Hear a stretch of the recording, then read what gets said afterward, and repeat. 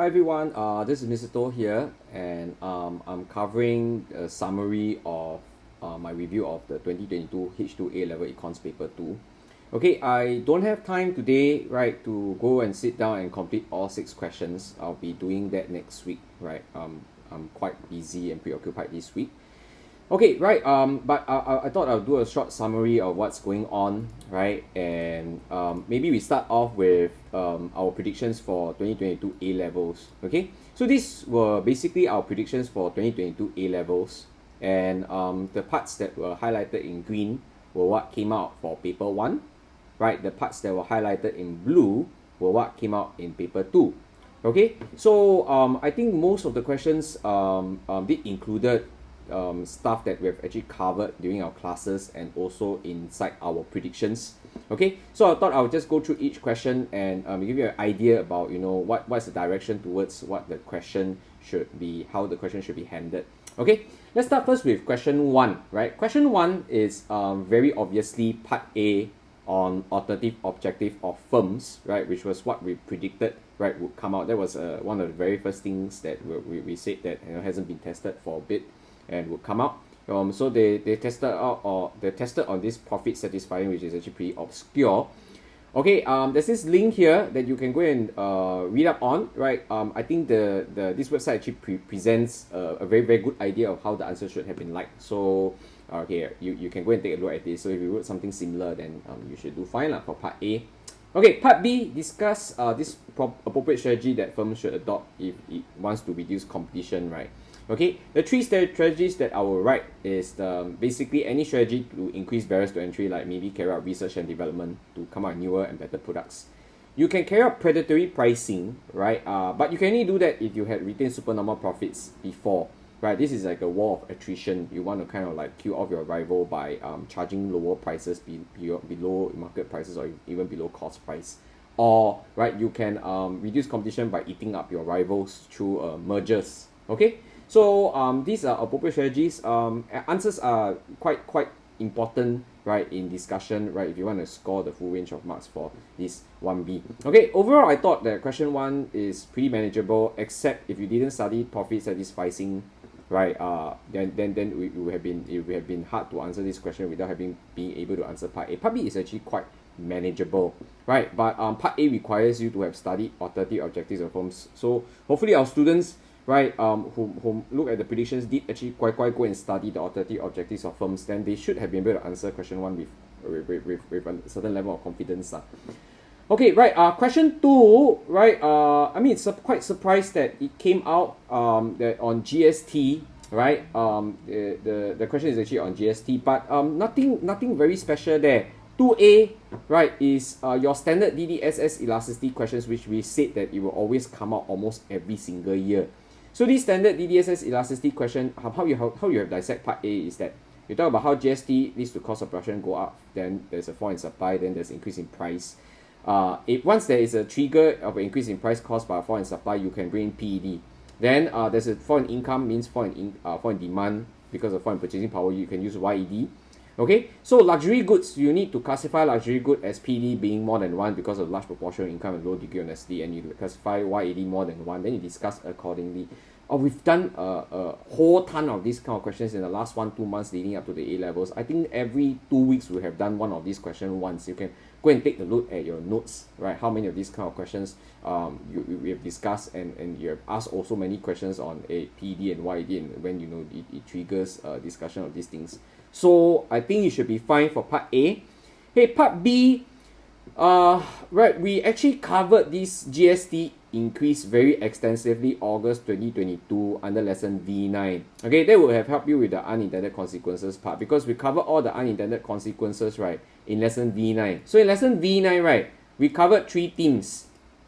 Okay, we covered 3 themes. One is on GST hike, the other one was COVID, and the other one was on unemployment, right? In fact, your unemployment here, this lesson V9 can be used later for question 4A.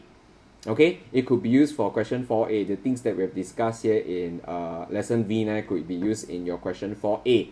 Okay, right, so your GST hike, we've discussed this extensively. We even talked about the unintended consequences in lesson V9. Lesson V9 was conducted in August 2022. It's one of those lessons that is a kind of free flow lessons where I choose what to cover for that week based on the current events that are going around the world, right? So thankfully, I think we've covered this quite extensively. So if you attended lesson V9 in August, no problem, you would have done this unintended consequences part. Okay, right, so that's question 2. Right, then we move on to question 3. Right, question 3, right, on street lights, how street lights are public goods and how light pollution from street lights causes negative externalities. I thought part A is quite straightforward, quite easy. Right, we did a very similar question, right, in our ALP. Let me bring that out for you. Right, we did this question here in ALP 11, mock exam 1. This was 2 weeks before the A level. So in question 1, right, it's about dams and the public, the market failure with regards to dams, right, which was on your public goods. Okay, and then B, assess the factors that government should consider in whether to build a dam. This is actually a rational decision-making question. Right, part B actually, right, is also really a rational decision-making question. Right, so how I'll structure the essay is to point out that, when it comes to whether the government should intervene through provision or not, the answer is yes lah, because market fail completely ma. So you have to actually come in and provide the good completely. But to what extent, right, should the provision be, right? Decision making comes in here because your benefits must be weighed against the cost. You cannot indiscriminately, right, provide public street lights anywhere and everywhere. So you need to discuss how this weighing should be done, right? Which is what we did in question 1 or mock exam 1. The question is very, very similar, except that you swap out dams with public goods. Even the negative externality associated with dams are also similar to the streetlights question. So I will say that question 3 is like almost a carbon copy of what we did for mock exam 1, except you switch out dams with streetlights. Okay, that's for question 3. Right, let's move on to question 4.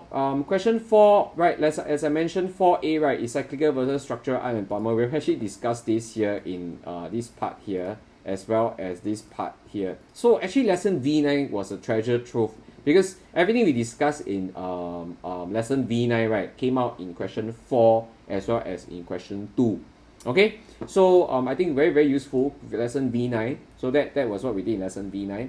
Okay, and then for part B, right, is phrased in a very obscure manner, but rise in government spending on investment, right, is actually just basically your fiscal policy on infrastructure projects. Then rise in government spending on human capital, right, is actually your fiscal policy with supply side intent, right, which actually came out, right. So this is what we said would come out, and it actually did come out. Fiscal focus on supply side and fiscal stimulus, right, fiscal policy and supply side, it actually came out, right. And we actually did this in ALP 12 question 5. So ALP 12 question 5, right, was about policies to deal with occupational immobility, which actually is another way of saying structural unemployment. So you can talk about the human capital policies in ALP 12 question 5. Okay, next will be if we look at question 5. Question 5 is about why Singapore doesn't use interest rates and how other countries changing interest rate can affect Singapore. Okay, right, so this is actually in the J2 Telegram channel, right, that we've actually covered. So in the J2 Telegram channel, right, we actually covered this. We pointed out that in the very first point, you need to understand Singapore's monetary policy or modest and gradual appreciation and why we don't use interest rates. So that actually came out in your part A. Okay, then if you take a look at Essence Workshop, so I'm going to pull out Essence Workshop for you. Just give me a minute to pull out Essence Workshop. So this is Macro Essence Workshop question 4A. Macro Essence Workshop question 4A. So I'm opening that up right now. So Macro Essence Workshop question 4A. Explain why Singapore chooses to tighten monetary policy by appreciating its currency rather than by raising interest rates. So we did that, right, in Essence Workshop question 4A. Okay, right, on top of question 4A, part B, right, which is how other countries changing interest rate can affect Singapore, right, we did it in ALP 11. Okay, so I'm going to try to pull out ALP 11. Okay, right, ALP 11 question 5B, right, consider the impact of potential rate hikes by the Federal Reserve on United States and its trading partners. Okay, so this is how, so basically you were just swapping out trading partners with Singapore, but if you look at our answer for this question, right, we took it as largely a viewpoint of Singapore for question 5B. Right, so this answer can be used almost wholesale for question 5B here. Okay, right, so we covered this actually in Essence Workshop and mock exam, so if you've studied this question 5 should be a breeze. Alright, let's move on to question 6. Right, question 6, if you look at our predictions, right, we talked about pros and cons of globalization coming out, right, so it came out with specific to the context of Singapore.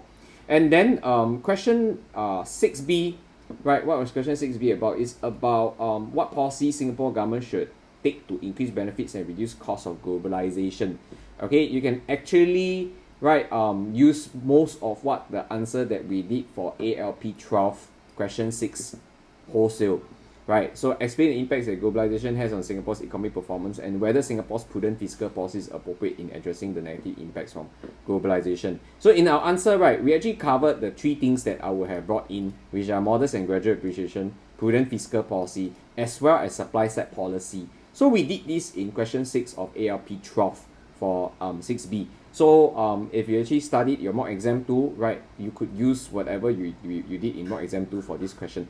Okay, right, so I think overall you should, if you were an ETG student, you should have been able to find 3 questions to do, right, with a great level of confidence, because we did most of these questions either in the last 1-2 months before the A levels, or actually within Essence Workshop, micro Essence Workshop, macro Essence Workshop, as well as your mock exam 1 and 2. We've covered most of these things, as well as indicated most of the things that came out in our predictions. Right, so hopefully you did okay. Right, you can keep a lookout for your answers, but you do focus on the other papers first. Keep a lookout for answers, right, sometime next week. Right, I will inform in the Telegram chat when it comes up. Okay, right, so that's all for today.